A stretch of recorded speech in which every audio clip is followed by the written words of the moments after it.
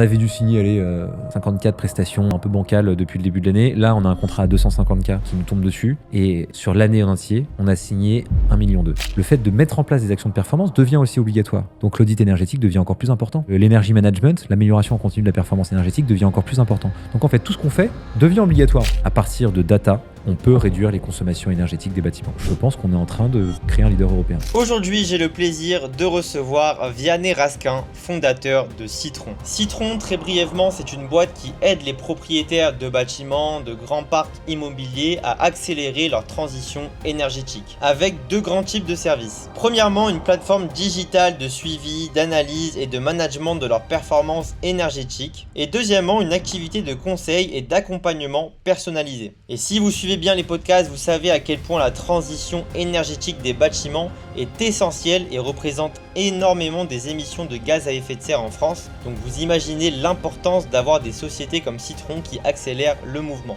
Dans ce podcast, vous allez découvrir le parcours de Vianney, comment il a fondé la boîte, l'incroyable anecdote du moment où sa boîte a décollé, sa vision du secteur et surtout, le plus important, pourquoi sa boîte s'appelle Citron. Préparez-vous à un super podcast avec un super invité. Comme d'habitude, j'ai envie de vous dire, on a vraiment que le top du top sur ILA26 TV et Vianney en fait clairement partie. N'oubliez pas le petit like, le commentaire et de vous abonner à la chaîne. Je vous laisse profiter de ce podcast. C'est parti. Vianney, comment tu vas? Ça va et toi? Bah écoute, super, trop content de te recevoir. Merci d'avoir accepté l'invitation. Merci beaucoup. Écoute, ce que je te propose, tu te présentes très rapidement et après on va revenir sur ton parcours de A à Z pour voir justement comment est-ce que tu en es arrivé là. Donc je te laisse déjà te présenter. Je m'appelle Vianney Raskin, je suis le fondateur, un des deux fondateurs de Citron, une société spécialisée en efficacité énergétique qui accompagne les entreprises et les collectivités territoriales à réduire leur consommation énergétique. Très clair. Donc, j'imagine que ça ne s'est pas fait du jour au lendemain, tout ça. Donc déjà, explique-nous déjà comment ça a commencé. Est-ce que tu as été dans le milieu des énergies dès le début? Comment ça a commencé? Ça prend un peu de temps, il y a 15 ans d'histoire à raconter, mais ça commence assez bêtement par deux jeunes qui sont encore en école d'ingénieur, qui sont inspirés par un parcours entrepreneurial et qui, sans vraiment le chercher, se retrouvent à bosser dans l'énergie. En fait, à la base, avec mon associé Maxime Pertu, on est des étudiants à l'ECE Paris, donc une école d'ingénieurs assez généraliste. On n'est pas encore en dernière année, on est au moment où on fait notre stage de fin de 4e année. On se cherche dans les couloirs, on se connaît beaucoup on se connaît très bien parce que on a fait beaucoup d'associations ensemble, un BDE, etc. On se cherche dans les couloirs et quand on se chope, on se dit « Ah putain, Maxime, Vianney, j'ai réussi à avoir le stage que tout le monde voulait dans la promo. » Et en fait, on se rend compte qu'on n'a pas le stage, mais qu'on est en finale pour avoir le stage en question. On devait être stagiaire du directeur commercial d'un groupe informatique qui s'appelle Bull, qui a été racheté par Atos depuis d'ailleurs. Donc, on se dit « Bah mince, qu'est-ce qu'on va faire? On n'a pas envie de se faire concurrence. » On réfléchit un peu et puis au bout de quelques minutes, on se dit « Bon, après tout, c'est pas grave, on va appeler le gars. » On va appeler le directeur commercial, on va lui dire que soit il prend le 3e, soit il prend les 2 premiers. Et quelques jours après, le directeur commercial en question nous rappelle, il nous dit « Bon les gars, on va se voir, on va prendre un café. » Et quand on arrive au café en question, il a préparé une petite carte de France qui découpe en deux, il nous file chacun la moitié et il nous dit « Bon, allez, je vous prends tous les deux, banco. » Et donc on se retrouve hyper content dans notre stage de fin, pas de fin d'études, mais de 4e année. On doit à cette époque-là accompagner les commerciaux qui sont un peu répartis sur le territoire français pour commercialiser des prestations de services autour de serveurs. Et donc, on commence à bosser pour notre stage, mais allez, en 3-4 semaines, on termine la mission de stage qu'on avait. Alors, le fait d'être deux pour un seul stage, ça n'a pas aidé à avoir du travail dans la durée. Et puis, on s'est pris un peu au jeu. On a très, très rapidement réussi à faire globalement tout ce que nous avait demandé la personne. On a même été rapidement plus loin. On avait vendu des trucs alors qu'on n'était pas commerciaux, etc. Et au bout d'un moment, on n'arrive pas à voir d'autres. Le directeur commercial, qui est un monsieur très pris, n'arrive pas à nous trouver des missions. Donc on finit par lui dire bon, écoutez, si ça vous va, on se met en télétravail, on est dispo, mais on fera tout ce que vous nous demandez à distance, quoi. Et le mec dit oui, très bien, ciao. Et du coup, on se retrouve à quasiment plus aller à notre stage et à chercher des choses pour s'occuper. Et en fait, quand on cherche à s'occuper, on a envie de gagner un peu d'argent et on se retrouve à faire 10 jobs en même temps. À l'époque, on faisait de la mise en place de points de ce qu'on appelle de la PLV, de la publicité sur les ventes dans les kiosques parisiens. Donc, j'étais sur mon scooter dans Paris, Maxime, mon cofondateur, à l'arrière, et il allait installer les trucs pendant que moi, j'allais d'un kiosque à l'autre pour pouvoir gagner des sous. On gagnait 17 euros par kiosque, donc on les faisait le plus rapidement possible. Et donc, on faisait plein de trucs. Et dans les jobs qu'on faisait, il y avait, on était barman sur les trains. Donc, on vendait des croque-monsieur et des bières dans le wagon-bar sur les TGV. Et puis, je m'étais mis sur la gare Montparnasse qui correspondait à ma moitié de France. Et puis, lui, sur la gare de Lyon qui correspondait à sa moitié de France.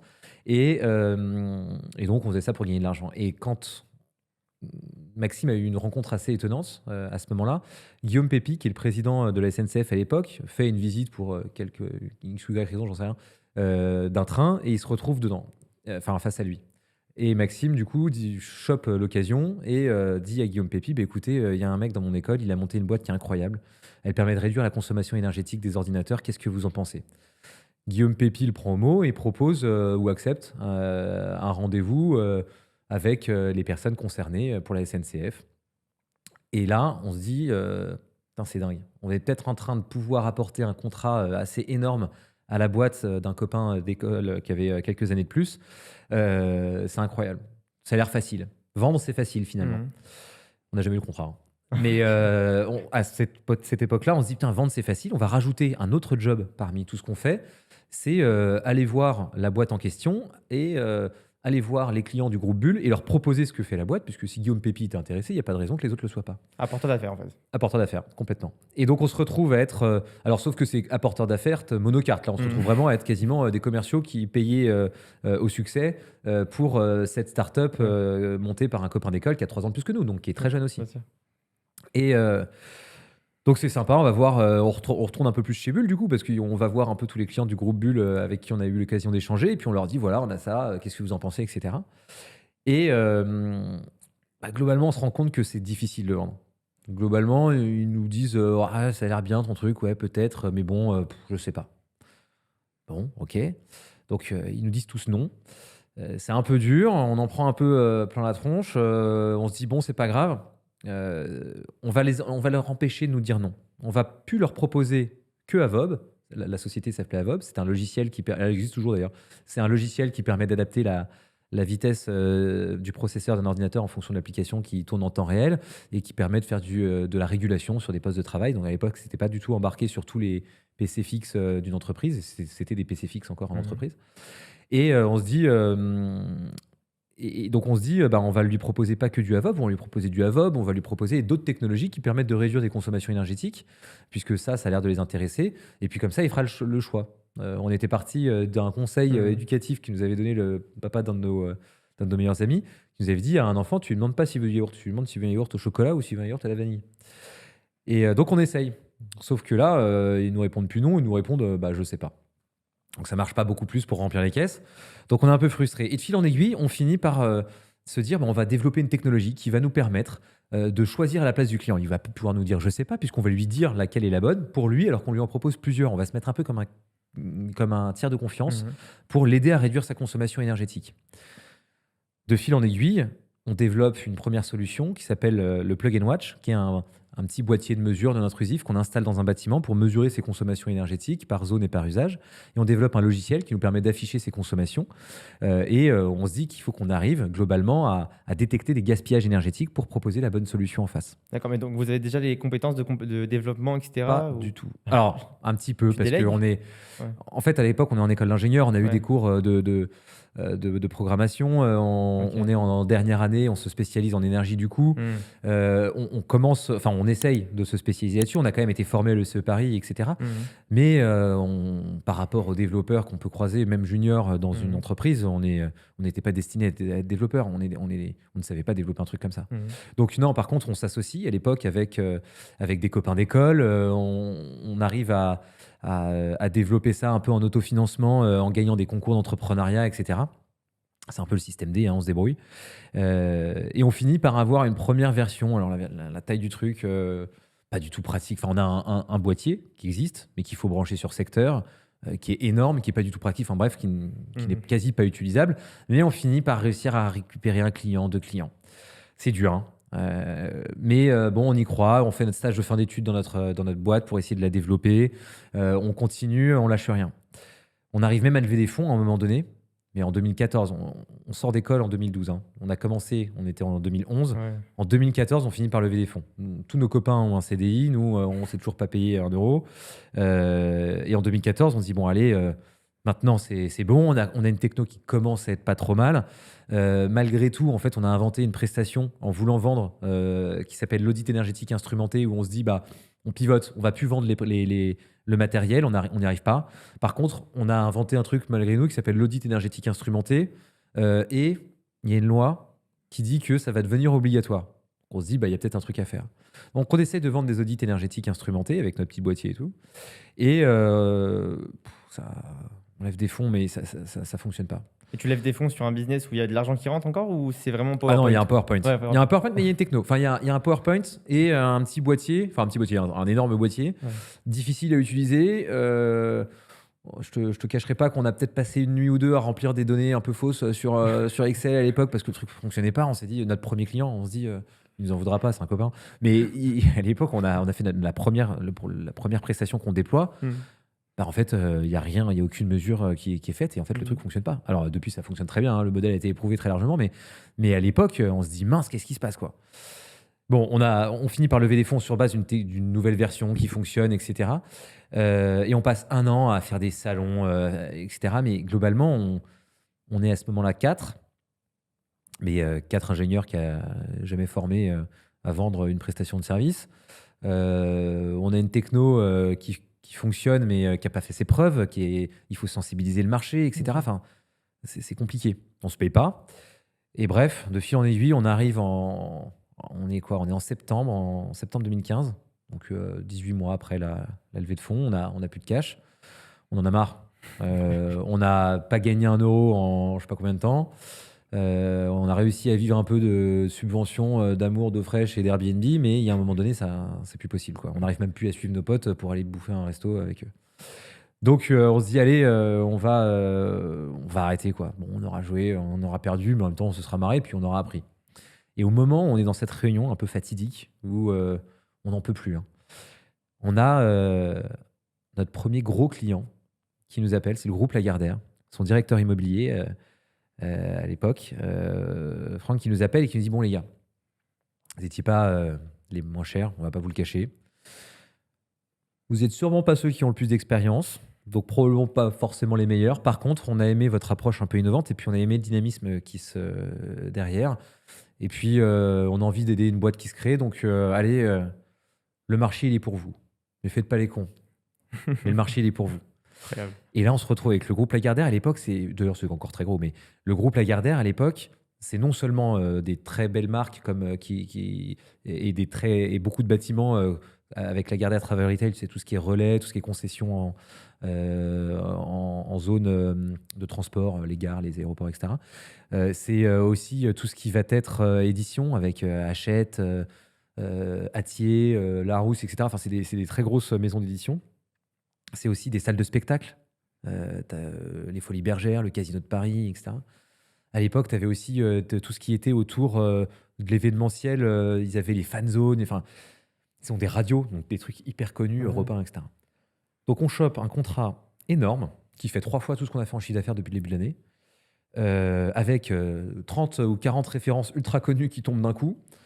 Et alors là, moi, j'arrive même plus à parler. Et quoi, c'est tout leur patrimoine qui Tout vous leur donne- patrimoine, boum, Ok. d'un coup. En fait, ils nous demandent de faire. C'est notre première commande d'audit énergétique réglementaire Ouais, qu'on a réellement ouais. vendue, parce qu'on comptait sur la réglementation en se disant, bon, allez, on va vendre les audits parce que on n'arrive pas à vendre les solutions directement. Donc, on va vendre le fait de dire quelle est la bonne solution. On va vendre les audits énergétiques. Il y a quelque chose qui existait déjà comme marché de l'audit énergétique. Donc, nous, on est arrivé avec une innovation, notre Plug and Watch, pour pouvoir changer la façon de faire des audits énergétiques et proposer des actions, donc le déploiement d'actions de performance énergétique, dont le temps de retour sur investissement était plus rapide parce qu'on avait notre système de mesure à la base. Et donc on arrive, donc là on est hyper content. Moi, avant même d'avoir raccroché, je vois mes associés qui sont en train de sauter partout dans les bureaux, et qui sont euphoriques, et moi qui n'arrive même plus à parler, qui dit au client, bah, écoutez, je vous remercie beaucoup, je vous rappelle parce que là, il faut qu'on prépare la mission. Pff, je dis n'importe quoi, et je raccroche. Ouais. Mais c'était vraiment pendant la réunion où vous devez. C'était pendant la réunion. Incroyable. Souvent, les gens Ouais. m'accusent de faux storytelling. C'est pas du tout ça. On était Incroyable. dans la vraie réunion. Vous poserez des questions à toutes les personnes qui étaient présentes à cette réunion. Mais on était dépités et on a fini euphorique. Enfin, c'était incroyable. Incroyable. Le mec m'appelait une semaine plus tard. Il y avait plus de boîte, je pense. Bon, peut-être que si, c'était peut-être encore rattrapable une semaine après, j'en sais rien. Bien sûr, bien sûr. Mais bon, c'était. Il y a eu un momentum assez incroyable. Bon, là-dessus, nous, on est parti en boîte de nuit parce que là, quand même, fallait fêter le truc. Et dans les mois qui ont suivi, je pense que c'est les mois les plus euphorisants que j'ai eus. On avait dû signer 54 prestations un peu bancales depuis le début de l'année. Là, on a un contrat à 250K qui nous tombe dessus. Et sur l'année en entier, on a signé 1,2 million. Donc en fait, dans les 4 derniers mois de l'année, on a carburé comme des malades. Et on a vendu, alors qu'on était vraiment des jeunes diplômés, enfin, plus si jeunes, mais on n'avait jamais eu de formation commerciale, quoi. Et donc, on arrive à vendre. Donc, il y a une vraie prise de conscience sur la partie réglementaire. Les entreprises jouent le jeu. Et en fait, on a une chance. Bon, déjà, une chance que l'audit énergétique soit devenu obligatoire, parce que clairement, on ne l'avait pas anticipé au moment où on a lancé la boîte. Mais surtout, on a une chance, c'est que le fait de pas d'être très jeune, d'avoir développé une techno sans trop se poser de questions et de ne pas savoir calculer nos prix, d'avoir été super cher, etc., on a été référencé assez rapidement comme étant premium sur un marché. Alors qu'on avait 24 ans, 25 ans. Enfin, on a été, et que c'est plutôt un métier qu'on fait quand on a de l'expérience de la bouteille. Donc, on a été catégorisé premium. Et du coup, les clients qui se sont intéressés à nous, avec qui on a signé des contrats, c'est les personnes qui voulaient vraiment réduire leur consommation d'énergie. Donc, c'est les personnes avec qui on a travaillé dans la durée. Et en fait, cet audit énergétique réglementaire, il est obligatoire, il l'est toujours d'ailleurs, tous les 4 ans pour les entreprises. Donc, globalement, il y a un pic tous les 2 ans, où il y a 2 ans d'activité, et puis après, ça s'essouffle pendant 2 ans. Il y a plein de boîtes qui se sont créées sur cet audit énergétique réglementaire. Il y en a plein qui se sont arrêtés parce qu'ils ont eu des contrats pendant 2 ans, puis plus rien. Mais nous, on a réussi à continuer justement parce que le positionnement qu'on avait à ce moment-là nous a permis de perdurer dans la mesure où en fait, on a eu les clients qui voulaient vraiment réduire leur consommation. Donc à qui on a pu vendre des prestations d'accompagnement après, derrière, pour pouvoir pour pouvoir déployer des actions de performance, pour pouvoir suivre l'impact des actions qu'on a pu déployer, etc. etc. Donc là, on arrive. Allez, je pense qu'on fait le bilan en janvier, février. On se retrouve. On a une boîte de 10 personnes parce qu'on a recruté pour pouvoir faire les prestations. Puis alors, des mecs beaucoup plus calés que nous, en plus, fort heureusement. On se retrouve avec un bénéfice sur l'année, ce qu'on n'avait pas du tout anticipé. Donc, on se dit, bon, bah, qu'est-ce qu'on fait? C'est génial. Bon.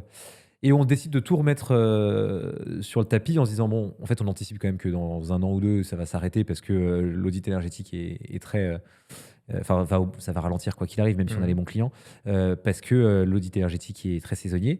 Et on réfléchit à tout ce qu'on peut faire. Et là, on se met à développer plein d'offres qui prennent toutes comme base. On a une techno sur laquelle on peut s'appuyer pour pouvoir réduire les consommations énergétiques. Donc, c'est là un peu que se crée le mantra de Citron aujourd'hui.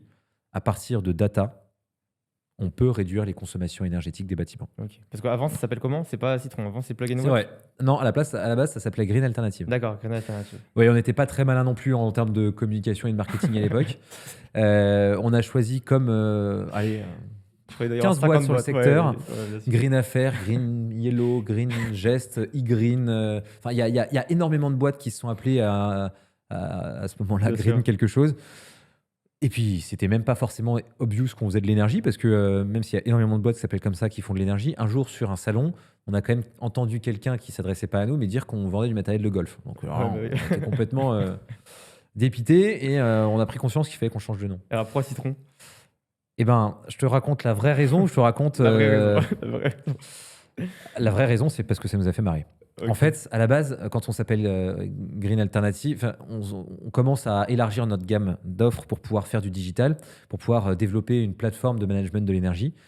Partant d'un constat simple, hein, notre métier, on commençait à nouveau à s'essouffler vers 2016, Ouais. ça devient très dur de signer des clients, etc. On commence à en avoir à nouveau marre et on prend un peu de recul, on se dit bon, qu'est-ce qu'on fait? Parce que là, c'est dur comme métier, il faut aller vendre des prestations. En fait, on n'a aucune récurrence, donc il faut chaque année récupérer ses clients. Donc si on veut pouvoir, de nouveaux clients pour pouvoir ne serait-ce que rester au même niveau de chiffre d'affaires. C'est ce que j'allais te demander justement sur le business model de Green Alternative. Green Alternative. C'était quoi? C'était une commission à l'installation, c'est-à-dire ils vous payaient pour l'installer, après il n'y avait pas de récurrence du tout en fait. Ah non, c'est une prestation de D'accord, conseil. prestation. Un audit énergétique, c'est une prestation de conseil où on D'accord. va aller dans un bâtiment, étudier comment il fonctionne, récupérer un certain nombre d'informations, les D'accord. factures, etc., pour observer comment il fonctionne, faire un état des lieux. Mmh. Tu as un bâtiment qui ressemble à ça, avec tel type d'équipement. Euh, Analyser les consommations et la réaction du bâtiment, par exemple, par rapport à la température extérieure, Mmh. pour pouvoir après, derrière, détecter les gaspillages Mmh. énergétiques. Et une fois qu'on a détecté les gaspillages énergétiques, on propose des actions et même des plans d'action de performance pour pouvoir réduire la consommation énergétique. Donc, ce qu'on OK. vend finalement, OK. c'est la notice de comment on fait pour réduire les consommations OK. énergétiques OK, des OK, bâtiments. OK. Mais une fois que tu as vendu la notice, bah, le mec, il doit aller mettre en place ses actions. Alors, il peut te demander un peu d'aide, mais globalement, il ne travaille plus avec toi Mmh. la majeure partie du Bien sûr, temps bien après son audit. Et nous, déjà, on est frustrés en tant qu'entrepreneur parce que du coup, c'est dur de gagner un client, hein. Bien sûr, bien Et sûr. une fois que tu as gagné ton client, bah, finalement, il s'en va assez rapidement, quoi. Enfin, tu fais ta prestation et puis au revoir. Il y a encore il y a plein de business models qui sont Mmh. comme ça, mais nous, on trouve ça dur. Donc, on se dit, putain, il faut qu'on trouve un business model qui soit récurrent. Sinon, on va s'essouffler, ça va être dur, on ne va pas réussir à grandir. En travaillant, en plus, on avait développé une nouvelle frustration, c'est que on n'a pas du tout créé la boîte parce qu'on voulait sauver la planète. On n'était pas sensible à la partie environnementale. D'ailleurs, pas grand monde l'était à l'époque. Hein, on était en 2011. Mais par contre, on s'est sensibilisé au sujet en travaillant dessus.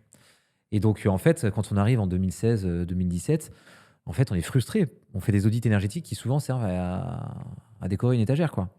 Donc, on est frustré que nos actions soient pas suffisamment mises en place. Et on est frustré du manque d'impact qu'on a. On travaille un bâtiment par un bâtiment. Il y a 1 milliard de mètres carrés en France. C'est juste sur la partie tertiaire. Mmh. Si on travaille bâtiment par bâtiment, mais en fait, il faut des armées et des armées d'ingénieurs pour y arriver. Et surtout, il faut des années et des années de commerce, même avec une très belle croissance, pour pouvoir réussir à avoir un impact significatif. Mmh. Donc, on est frustré parce qu'on n'a pas assez d'impact. On est frustré parce qu'on grandit pas assez vite. Enfin bref, on n'est pas content, quoi. Donc, on prend un peu de recul et on observe que finalement, notre métier, c'est de collecter de la data. Alors, c'est des plans, c'est des factures, c'est des mesures sur le terrain, mais c'est collecter de la data. Et c'est d'analyser cette data pour restituer des recommandations. Et là, on se dit, on n'a qu'à faire la même chose qu'à l'époque. On développe une techno et on va automatiser tout ce qu'on fait.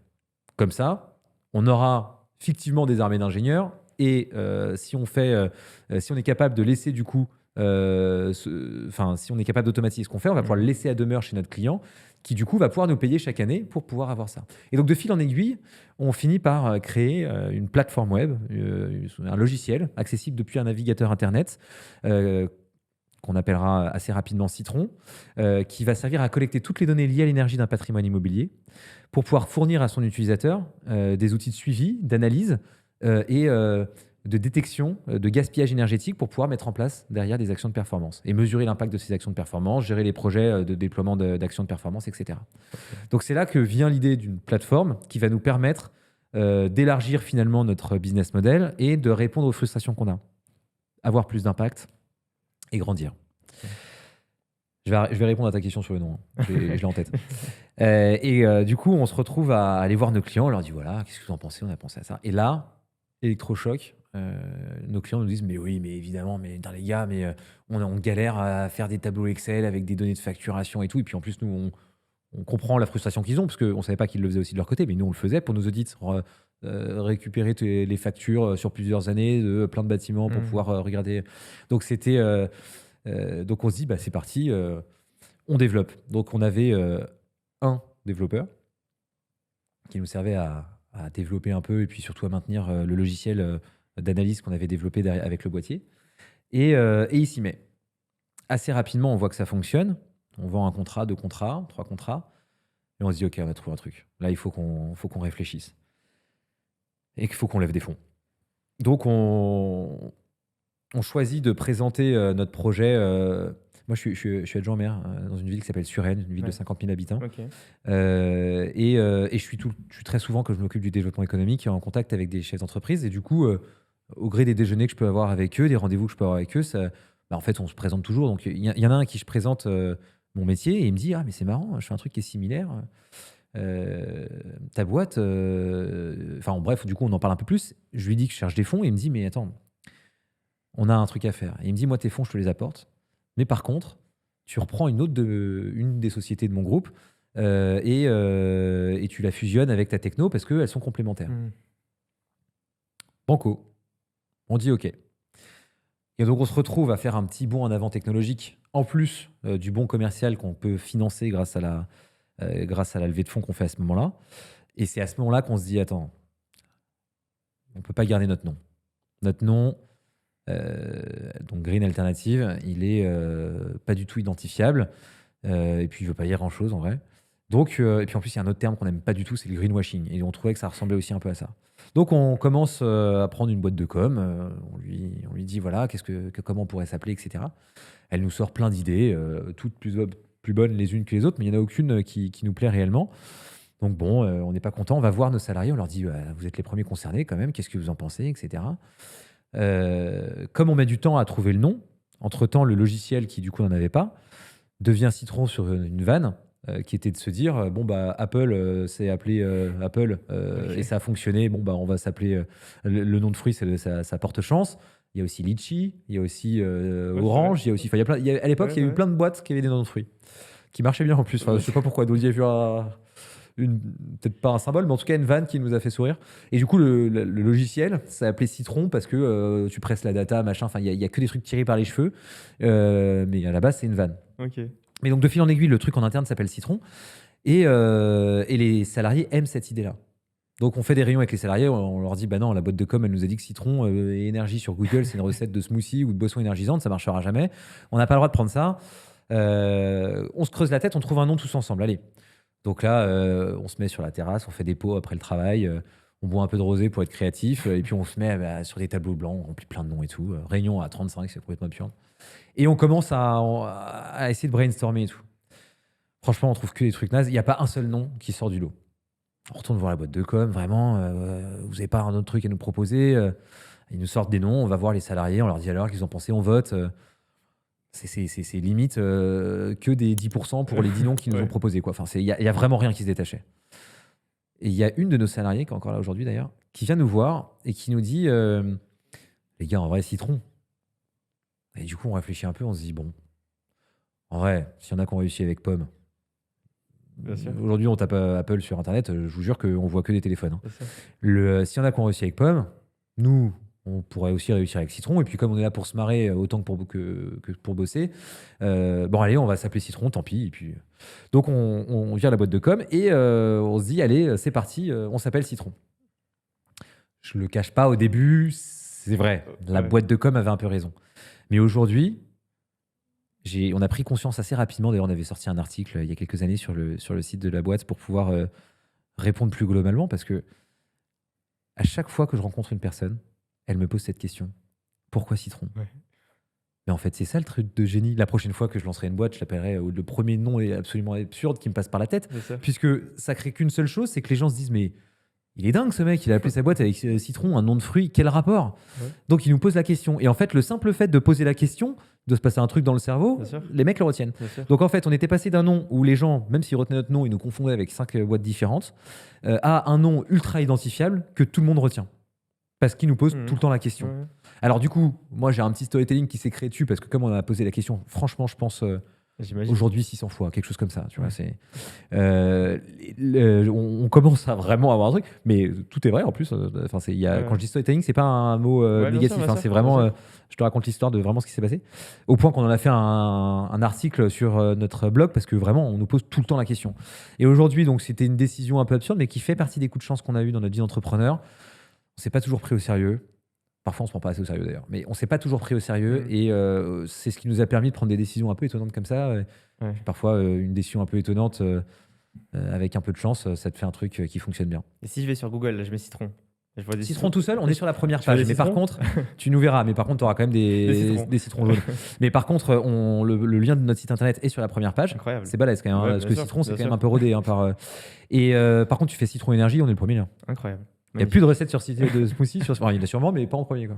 Magnifique. Et alors, Donc, non, non, donc ça commence comment alors Citron? Donc voilà, le nouveau, un peu le pivot sur le projet.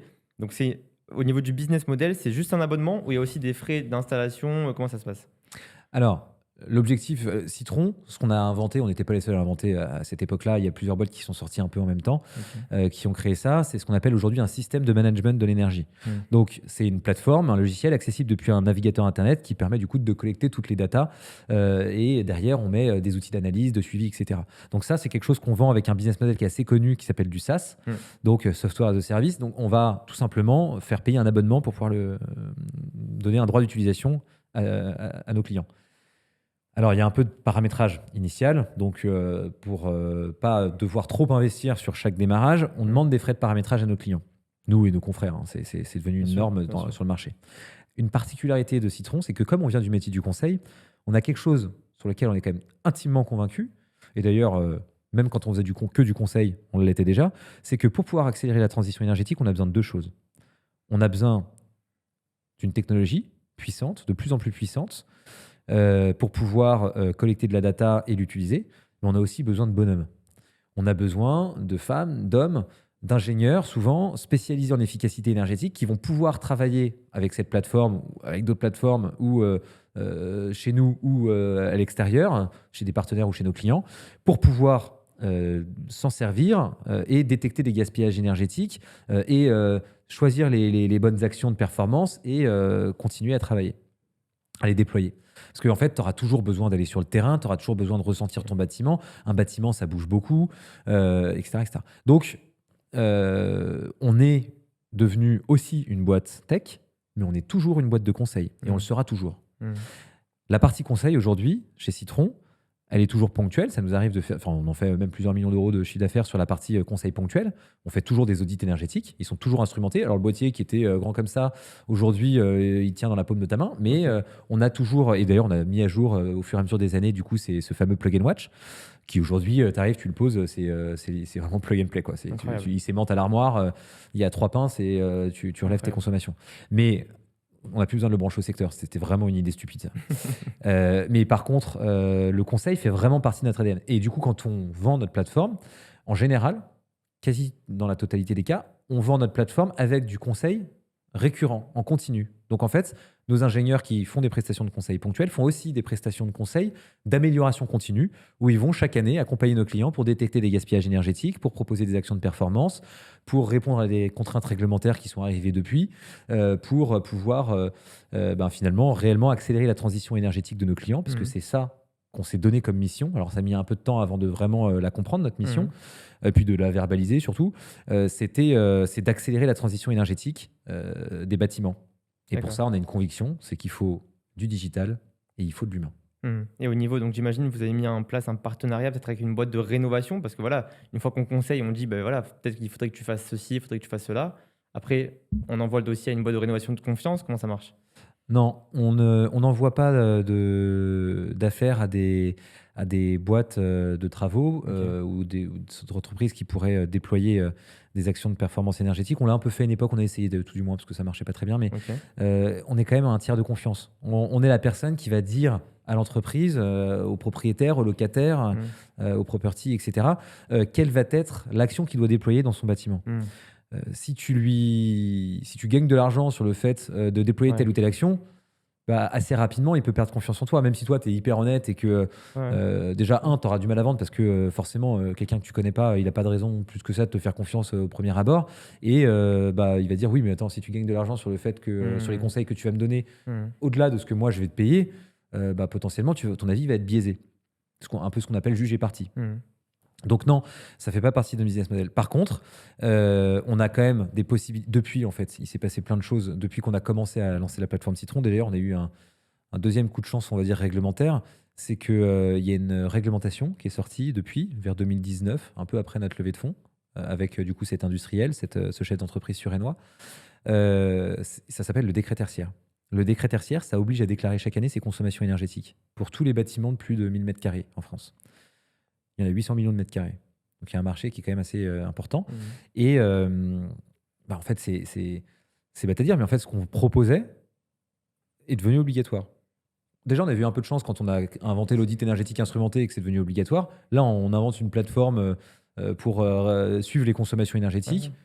le suivi des consommations énergétiques devient obligatoire. Attends, là, c'est du bol. Et en plus, ce qui devient obligatoire en même temps dans le cadre de ce dispositif éco-énergie tertiaire ou décret tertiaire, c'est de réduire ses consommations, d'atteindre des objectifs de consommation pour chaque bâtiment à horizon 2030, 2040, 2050. Donc en fait, le fait de mettre en place des actions de performance devient aussi obligatoire. Donc l'audit énergétique devient encore plus important. L'energy management, l'amélioration en continu de la performance énergétique devient encore plus important. Donc en fait, tout ce qu'on fait devient obligatoire. Donc là, c'est un petit coup de boost aussi sur la croissance quand même. Alors on joue dessus. Hein. Alors il y a le Covid aussi qui passe par là. Le Covid passe par là. Nous, on se dit bon bah qu'est-ce qu'on fait? On est chez nous, on peut plus tellement aller sur les bâtiments, donc on se retrouve quand même à avoir du temps. Et on remet complètement. On se dit que ça va être l'occasion de faire du marketing puisqu'on n'en a pas beaucoup fait jusqu'à maintenant, ou qu'en tout cas on n'a pas été très bon jusqu'à maintenant. Et que du coup, on se dit, on réfléchit à qu'est-ce qu'on peut faire pour aider un peu l'économie. Et on sort un truc qui s'appelle un jour une action pour la nation. Et dans les actions pour la nation, entre guillemets, avec beaucoup de guillemets quand même, parce que c'est pas non plus déterminant pour faire face à la crise, c'était le fait de former notre communauté. On s'est dit, nos clients, ils ont du temps, on va les former à des sujets techniques. Bon, c'est bête à dire, mais au moins on occupe les gens et puis on continue de bosser et voilà. Et en fait, du coup, à ce moment-là, on n'avait pas conscience, ça a explosé littéralement après, mais c'est à ce moment-là que on commence à entendre parler de webinars. Aujourd'hui, c'est un format ultra utilisé qui est rentré dans les mœurs, mais à l'époque, on n'entend pas parler. Et nous, en fait, on lance notre chaîne de webinars pour former les gens sur des problématiques métiers, dont le décret tertiaire. Donc, en fait, on a été une des entreprises qui a participé à sensibiliser tout un marché au décret tertiaire à un moment où nos clients, les responsables immobiliers qui ne pouvaient plus aller sur leur site, avaient du temps. Donc en fait, on a réussi à parler assez rapidement avec l'ensemble de notre marché. Je ne veux pas dire grâce au Covid quand même, il ne faut pas déconner, mais parce qu'on a proposé ce type de format au bon moment, quoi. Donc on grandit assez vite à ce moment-là. Je pense que ça doit être les seules années où j'ai réussi avec les équipes, hein, je disais, mais c'est où les équipes de Citron ont réussi à dépasser les objectifs. Pourtant, on a tendance à se mettre des objectifs assez ambitieux, à dépasser les objectifs qu'on s'est fixés. Enfin, c'était, Et l'acquisition vient des webinaires? L'acquisition de leads vient des webinaires, et puis après, on transforme. Après, on a des commerciaux moyens chez Citron qui savent, d'ailleurs, c'est des BDR d'abord, puis des commerciaux après, qui savent transformer le lead en vraie affaire, quoi. Donc, on finit par. Donc, on signe pas mal de monde, on grandit vite. Et en 2022, on va voir notre actionnaire. On se dit, putain, il va être hyper content quand même là, parce qu'on lui a enfin, nous, on était hyper fiers de nous. Donc, on lui présente les résultats. Bon, il le savait, hein, il nous voyait régulièrement, mais et on lui dit, bon, maintenant, il faut accélérer là. Il y a un marché assez dingue, on entend parler de nouvelles réglementations et on est trop chaud. Allez, on y va. On est en train d'avoir un impact sur la transition énergétique qui est significatif. On veut continuer, quoi. Et là, bon, on se comprend pas, on s'entend pas. On s'entend pas sur la valorisation de l'entreprise, on s'entend pas sur ce qu'il faut investir dans l'entreprise pour réussir à la faire grandir. On n'a plus les mêmes ambitions, on veut grandir plus vite, etc. Enfin, on n'est plus en phase, tout simplement. Mais tu étais toujours majoritaire de Citron ou... Non, okay, on n'était plus majoritaire de Citron quand on a rencontré cette personne-là. Ça faisait partie des critères initiaux du deal. Lui, en tant que patron d'un groupe d'entreprise, il nous avait dit, par contre, les gars, on fait ce que vous voulez sur les valos, ça m'est égal, mais à la fin, j'ai 50,01% des parts. Et donc, il y avait 50,01% des parts. Du coup, on a quand même encore pas mal de parts. On se dit qu'on a encore les moyens de lever des fonds. Et là, on se dit qu'on a besoin non seulement de grandir, mais du coup aussi, si on n'est plus d'accord avec notre actionnaire, majoritaire qui plus est, il faut qu'on opère un peu un changement capitalistique aussi chez nous. Et on arrive à cette conclusion avec notre actionnaire de l'époque, c'est que globalement... lui, il dit, du coup, les gars, si je suis plus en phase avec vous, je vais sortir, je vais vendre mes parts. Et puis vous, levez l'argent dans les conditions que vous imaginez. Si vous êtes capable d'y arriver, je ne veux pas être un frein pour vous. Donc le mec, on s'entend d'ailleurs très bien avec lui aujourd'hui. On acte un peu, de manière tout à fait naturelle et à l'amiable, qu'il faut qu'on se sépare et que ça sera mieux pour l'entreprise et ça sera mieux pour tout le monde. C'est à ce moment-là, du coup, qu'on fait une nouvelle levée de fonds. On arrive à lever l'argent dont on avait besoin, qu'on avait estimé... à la base, lui, il arrive à à vendre ses parts et on rencontre des nouveaux investisseurs qui croient en notre ambition, qui croient en nous et avec qui on repart du coup sur un nouveau rythme de croissance.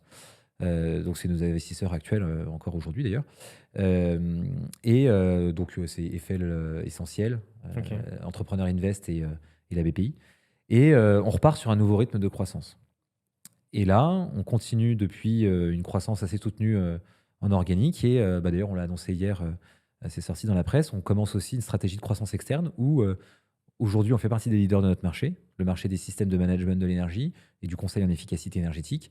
Et du coup, on voudrait être plutôt consolidateur que consolidé dans la consolidation qui est en train de se passer sur le marché qu'on est en train d'observer, sur lequel on est. Et du coup, on a annoncé hier le rachat d'une société de 33 personnes basée à Bordeaux qui s'appelle IQSpot et Ok. qui va venir grossir les rangs de Citron en nous apportant des éléments incroyables. Hein. Il nous apporte une technologie qui, sur certains aspects, va plus loin que Citron. Ok. Il nous apporte des personnes incroyables.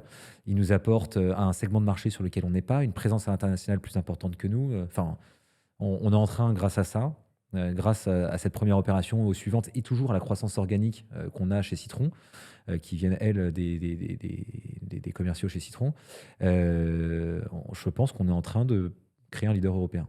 Ok, justement, c'est ce que j'allais te demander. Donc, il y a eu un développement, même avant le rachat de cette société, il y a eu un développement à l'international de base. Alors, chez Citron, oui, mais Ok. assez léger. En fait, chez Citron, on a toujours eu Ouais. envie, on n'aime pas brûler de l'argent. Le Mhm. cash burning, c'est quelque chose auquel on adhère assez peu. En fait, ça nous fait peur. C'est simple avec mon Mhm. associé.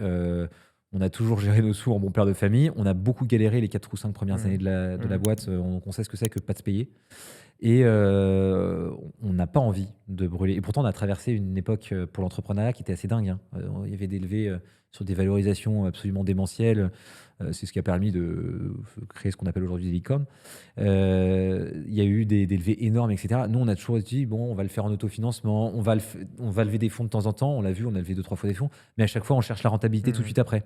Mhm. Parce qu'on n'a pas envie, on a peur de se retrouver dans une situation où en fait on doit lever des fonds sans en avoir le choix et du coup se faire soit très diluer, soit planter la Bien boîte. sûr, bien sûr. Et du coup, on a toujours été dans cette logique de revenir rapidement rentable et du coup on ne s'est pas autorisé une ambition suffisamment importante sur l'international. On a fait des développements internationaux, on a investi sur l'international, mais on n'a jamais pris de bureau à l'international parce que ça coûte très cher d'installer une équipe dédiée à un pays ou à une zone géographique à l'international. Donc on a toujours essayé de vendre depuis la France. Ok. Donc on a eu des succès, on a vendu depuis la France, on a des pays, on a des clients à l'international, on a des bâtiments un peu partout en Europe, je crois même qu'on en a un peu aux US, mais on n'a jamais ouvert de bureau ailleurs. Et du coup, pas ce manque d'ambition, parce que on a cette ambition, mais ce manque d'envie de mettre des moyens sur ce sujet-là fait qu'on était assez peu présent à l'international, là où IQSpot l'est plus que nous, et là où d'autres boîtes de notre secteur d'activité sont quasiment que internationales, quoi. Ok, ok. Alors j'ai envie de parler un peu de chiffres, parce qu'il y a plein de chiffres que j'ai besoin de savoir, déjà pour comprendre aussi. Déjà, premièrement, parce qu'il y a beaucoup de personnes peut-être qui vont être intéressées, même être clients hein, de Citron. Si moi, là, j'ai un bâtiment tertiaire, j'imagine que c'est très différent par rapport à quel bâtiment, etc. Si je veux passer par vos services, est-ce qu'on sait déjà à peu près les prix de la plateforme SaaS? Combien est-ce que je vais payer à peu près? Est-ce qu'on a une estimation ou est-ce que c'est vraiment au cas par cas? C'est très large. Nous, on a des clients qui vont de quelques milliers d'euros par an à plusieurs centaines de milliers d'euros par an. Mhm. En fait, ça dépend principalement de 3 critères. Le premier critère, c'est la quantité de données à collecter. Ok. Si tu as 2500 bâtiments comme un de nos clients ou si tu en as 3 comme un autre de nos clients, ton prix ne va pas être le même. Bien sûr. Euh, Si tu as un nombre de bâtiments donnés, tu peux avoir envie de collecter plus ou moins de données. Ok. Donc, je te donne un exemple. Il y a des clients qui nous demandent de collecter qu'avec une techno d'IA les données présentes sur les factures d'énergie. Mhm. Et d'autres clients qui nous demandent de collecter les factures d'énergie, les distributeurs. C'est ce qu'on appelle les concessionnaires de réseaux de distribution, les gestionnaires de réseaux de distribution. C'est Enedis et GRDF très majoritairement, qui possèdent nos compteurs. En fait, les compteurs Linky chez toi, on pourrait plugger la plateforme Citron dessus pour récupérer la data. Mhm. Donc on pourrait récupérer ça. On peut récupérer des données sur les automates présents sur les différents systèmes des bâtiments, sur ce qu'on appelle des systèmes de GTB, sur des logiciels tiers avec lesquels on peut se connecter. On récupère des données météo, il y a des sondes de température, des sous-comptages, etc. On récupère énormément de données différentes qui vont jusqu'au fonctionnement de l'équipement. On peut avoir des alarmes sur un équipement qui s'arrête, savoir combien de temps dans l'année il s'est arrêté, etc. Tout ça, ça a des liens avec l'énergie et c'est ce qui permet à nos ingénieurs aussi de travailler sur la performance énergétique de nos clients. Et donc, sur un même bâtiment, ton abonnement il peut être radicalement différent de si tu récupères deux données ou si tu en récupères des centaines. Donc ça, c'est on va dire un levier quantitatif. Ensuite, la plateforme Citron, comme elle sait faire de plus en plus de choses, il y a un moment donné où on est passé d'une approche où on avait une plateforme sur étagère qui était un peu imposée à une approche modulaire. C'est-à-dire que la plateforme Citron, comme dans pas mal de SaaS, tu peux choisir d'avoir une version de base ou d'avoir des versions évoluées et tu as une infinité presque de versions évoluées différentes parce que tu as plein de modules différents qui vont te permettre de composer un peu à la carte la plateforme Citron dont tu as besoin toi réellement en fonction de tes problématiques. Ok. Et enfin, tu as une dernière composante qui est importante, c'est le conseil que tu vas pouvoir mettre dessus. Il y a des gens qui nous demandent juste la plateforme Citron. D'ailleurs, il y a des sociétés de conseil qui vendent notre plateforme pour pouvoir vendre du conseil à côté. Donc, si tu prends pas de conseil, tu vas pas payer de conseil. Si tu prends du conseil, tu vas payer. Donc, il y a vraiment beaucoup de différences. Ça peut être assez, même pour un gros patrimoine, assez abordable au démarrage. Quand tu veux juste un outil de suivi, ça va être quelques milliers d'euros par an. Donc, au regard des consommations énergétiques, on parle c'est très inférieur à 1%. Et ça peut aller jusqu'à 5% des coûts énergétiques.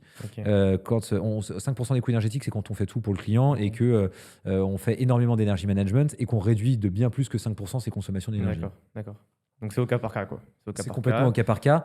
Et en plus, on n'est pas qu'une source de coûts et d'économies sur lequel il faut faire une balance entre les deux pour vérifier que ça soit rentable et que ça vaille le coup de passer du temps aussi pour nos clients sur le sujet. On est aussi évidemment une source pour limiter son impact environnemental. On est aussi une source pour pouvoir travailler sur des enjeux de souveraineté, donc RSE aussi quelque part. L'énergie en ce moment, c'est quand même un sujet sacrément stratégique. Et enfin, on est aussi une source pour répondre à des contraintes réglementaires. Aujourd'hui, on doit faire un audit énergétique tous les 4 ans, on l'a dit, on doit déclarer ses consommations énergétiques chaque année, on doit atteindre des objectifs de consommation assez précis. Il y a une nouvelle réglementation dont on n'a pas encore parlé, c'est le décret BAX, qui impose, dès qu'on a un système de chauffage, de climatisation ou de ventilation un peu costaud, de mettre en place des systèmes de pilotage et de suivi de ces consommations énergétiques, ce que Citron sait faire. C'est d'ailleurs une brique que nous rapporte la société EcoSpot avec laquelle on fusionne aujourd'hui. C'est cette brique de pilotage qui nous apporte aujourd'hui, qui va nous permettre du coup de répondre à vraiment en fait toutes les problématiques que peuvent avoir un gestionnaire de patrimoine immobilier, qu'il soit privé, public, en logement, en bureau, sur des hôpitaux, enfin vraiment sur tout le secteur tertiaire, tout confondu. On va savoir vraiment répondre à toutes leurs problématiques réglementaires. On va savoir avoir des résultats concrets. L'année dernière, en termes d'impact environnemental, j'aurais pu vous dire ce que ça fait en trajet Paris-New York aller-retour, mais on a eu un impact qui a été mesuré par une société tierce. Ça revenait presque à 1% des émissions de gaz à effet de serre en France. C'est énorme. Donc, je ne sais pas si c'est énorme. Moi, je ne suis pas encore hyper satisfait du chiffre, mais en tout cas, ça se mesure là maintenant. Bien sûr. Ça se mesure. C'est vraiment, on y est quoi. On réduit, on a de l'impact. Tu vois, la case croissance est quand même pas mal cochée. On n'est jamais tout à fait satisfait de la croissance. Mais la case impact, en fait, je viens de le dire, je suis qu'à moitié satisfait. Mais par contre, on commence à le voir. Et là, ça devient sympa. Ok. Et au niveau alors chiffre d'affaires, je sais pas si vous pouvez communiquer avec les actionnaires. Si, on peut communiquer. C'est pas un secret de dingue. En plus, de toute façon, on joue le jeu de les publier. Cette année, on va faire à peu près 15 millions d'euros de chiffre d'affaires. Ok. Pour combien de clients à peu près? Combien de bâtiments en gestion ou... En bâtiment, c'est un peu plus de 100 000. Ok. En nombre de clients, c'est à peu près entre 300 et 400. En fait, on a des clients qui représentent plusieurs clients. Ça dépend un peu comment tu catégorises les gens. On a des partenaires qui nous mettent chez plein de clients, par exemple. Ok, d'accord. Donc, en fait, on a eu une approche aussi commerciale qui a consisté à passer par des, entre guillemets, beaucoup de guillemets même, des distributeurs. Donc, des personnes qui commercialisent la plateforme Citron parce qu'ils ont un intérêt business à réduire leur consommation, la consommation de leurs clients. Je vais donner un exemple tout simple. Une société d'exploitation et de maintenance d'un système CVC, donc de chauffage, de climatisation, de ventilation dans un bâtiment tertiaire. En fait, il va être responsable à travers ses contrats de bien gérer l'équipement, les équipements, le bâtiment, et donc de réduire ses consommations énergétiques. Et donc, il gagne des points techniques, enfin, il gagne des points sur la note technique qu'il va obtenir quand il Ouais. répond à un appel d'offres s'il propose la plateforme Citron Mmh. en plus de son savoir-faire. Ouais, tu veux dire pour améliorer son bilan carbone, en fait, il oblige un peu à ses clients de passer par Citron, comme ça il dit: «Ah beh, voilà, j'ai tous mes clients, je les ai imposés un peu», c'est un peu ça? Non, c'est pas ça. C'est en fait pour pouvoir être plus fort commercialement, Ouais. il va proposer une offre un peu plus étendue où il va non seulement maintenir en conditions opérationnelles de sécurité la chaudière dont il est responsable, OK, mais en plus de ça, il va pouvoir vendre à son client des contrats de performance OK.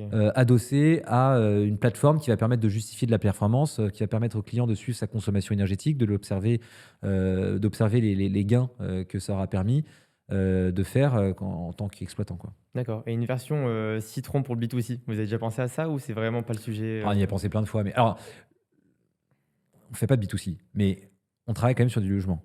Donc, OK. par exemple, on travaille beaucoup avec des bailleurs sociaux. On avait compté, je crois qu'on a 10% du parc social français sur la plateforme.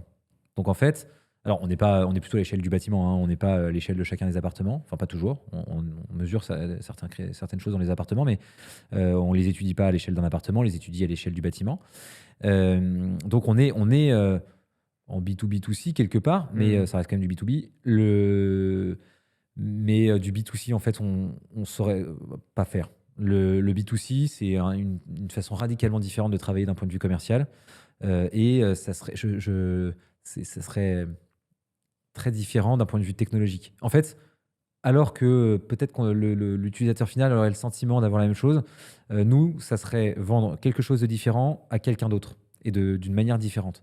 Donc en fait, il y a assez peu. On préfère grandir sur notre segment de marché, qui est déjà multiple, hein. Le tertiaire, il y a les collectivités territoriales, il y a les entreprises, il y a les partenaires dont on vient de Mmh. parler.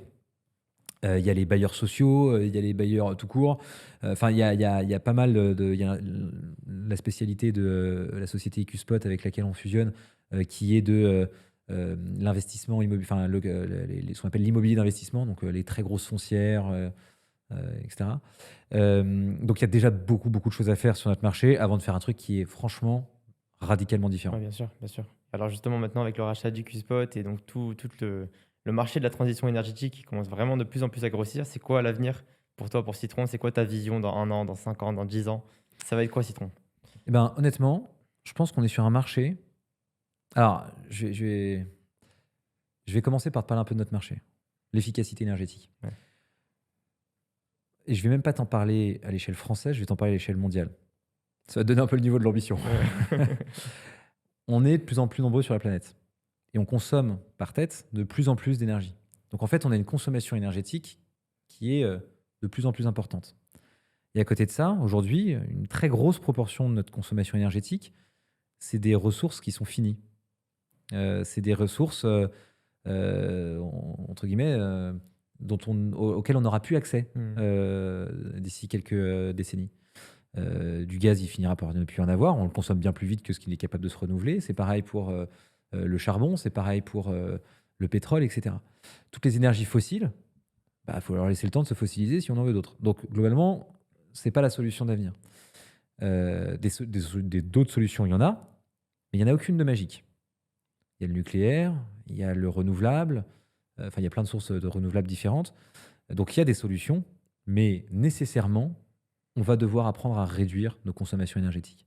Donc, moi, je suis convaincu que dans les années à venir, les décennies à venir, et d'ailleurs, les réglementations qu'on a en France et à l'échelle européenne aussi prévoient des diminutions qui vont jusqu'à 2050, donc qui dépassent probablement les carrières de ceux qui les ont imaginées.